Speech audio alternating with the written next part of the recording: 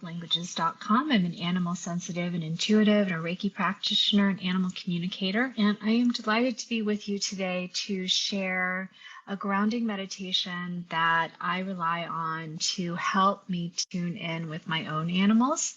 Of course, tuning in with our own animals is just a little bit different than tuning in with animals that are connected with another human being. We tend to feel a little closer to our animals. Our mind tends to be a little more active, a little bit over involved, if you will. There's a lot of talk about getting the ego or the thinking mind out of the way in animal communication.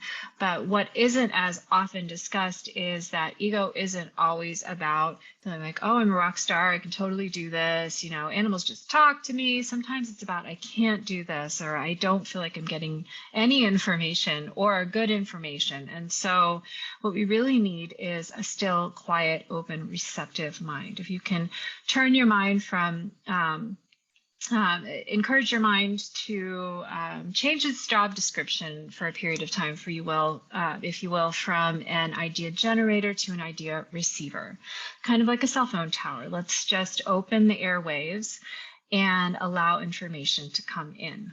And then the mind turns into a wonderful and excellent receiver and a very helpful translator for all of the sensory information that's coming in from your pet. So I also taught this technique in my free 4-part intuitive pet parent workshop, which you can find under Learn With Me free tools on the animallovelanguages.com website. But I'd like to guide you through it now as well and encourage you to take this example and begin to apply it to your own pet. Just start small, set a timer for 3 minutes if that feels doable. 5 minutes. I like 5 minutes because it gives the mind a chance to rebel and complain for the first minute or so. And then it gives you about 3 minutes of productive focus and concentration, which is really all that meditation is. When you're focusing and you're concentrating on a specific thing, whether it's a thought or a being or a project or an idea, or your to-do list, or even going grocery shopping, when you're focused and you're concentrating, you are meditating.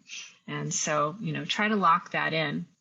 And then, that last minute or so can be kind of collating and processing and contemplating any insights that arose. So I first learned this technique when I heard a story while I was living in India many, many, many years ago. And I lived in a meditation ashram. I was there to learn to meditate, as well as do some local humanitarian service. And meditation was a big part of my life and has been ever since. In fact, I've been meditating since I was 19. So definitely no stranger to it, but that doesn't mean that meditation is always easy for me. And so when I'm struggling, I often think about this story and it gives me inspiration.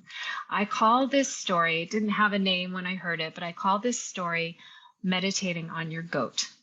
And allow me to share the story with you now. It's one of those stories that once you hear it, it tends to stick in your mind and in your heart, kind of settle itself in your heart. And I hope it will be as helpful for you as it has been for me. A long time ago in India, there lived a man who really wanted to attain enlightenment, to know God. He was a simple man, not well versed in the sometimes complicated practices of his day. But he really, really, really wanted to have this experience. So he humbly went to visit a guru, an Indian meditation teacher, and asked him for instruction. The guru gave the man very specific instructions and sent him home to practice meditating. The man was so excited, he practically ran home.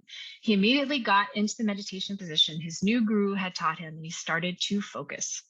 But then a mosquito zoomed in and bit him, and it itched, so he scratched it. He got all settled down again to meditate. But then his foot fell asleep, so he had to get up and move around. Once more, he got all settled back into his best and brightest meditation posture.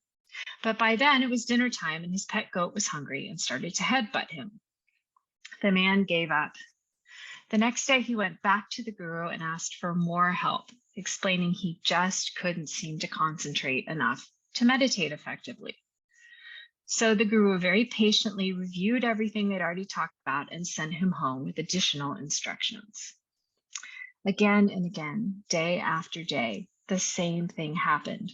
This man got more and more frustrated. Finally, he went back to his guru and he said, I feel like giving up. At this rate, I'll never attain enlightenment. I will never know God. Luckily, his guru was very wise. He said to the man, tell me what you love the most. The man instantly brightened up and said, I love my pet goat the most. The guru said, okay then, I want you to go home and meditate on your goat. No matter what comes up, no matter what other thoughts or distractions try to bother your mind, don't give them any attention. Focus only on your goat. The man was delighted. Now this he could do. He hurried home and got all settled into his most beautiful meditation posture. Right away, he started to meditate on his beloved pet goat. He visualized his goat's adorable ears and cute round eyes and button nose and his wonderful bleats and his soft coat and precious little hooves. The man got so absorbed in love for his goat, his heart expanded more and more and more. In an instant, he attained enlightenment. As you allow the sound waves of this story to sink into your being, notice what comes up for you. How are you feeling? How mind feeling? Active is your mind? Or is your mind active? Is it calm and quiet? Do you feel centered in your heart and in the sensation of love between a human animal and a non-human animal?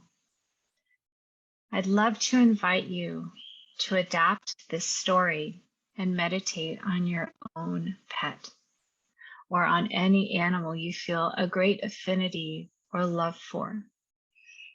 And just take yourself through the steps. Begin anywhere. Begin at the top of your animal or at the bottom or on whatever side feels right to you, and start just considering everything from a sensory perspective. What do your eyes see that you love? What do your ears hear that you love? What sense does your nose pick up that you love? How does it feel when you touch your animal, when you pat or stroke your animal? How does it, what smells and what tastes, what flavors come up when you're preparing your animal dinner? How would it feel to be your animal engaged in their life, living in their body, seeing through their eyes, hearing through their ears, smelling through their nose, tasting through their mouth, and feeling through their skin? And just, you can just do a few minutes. You can extend it a little bit longer if you want to. And at the end of it, just feel into your heart and ponder any sensations, any messages, any images, any words or phrases, or any deep gut knowings that may come up. And consider these messages of love from your pet to you. I am Shannon with Animal Love Languages. You can find us at animallovelanguages.com. I would love to work with you and your pet, whether that's through mentoring or private sessions or Reiki healing, or if you have questions or requests for additional videos, please reach out and let me know. It's been my honor to be with you today, and I send you all my love. Okay, bye for now.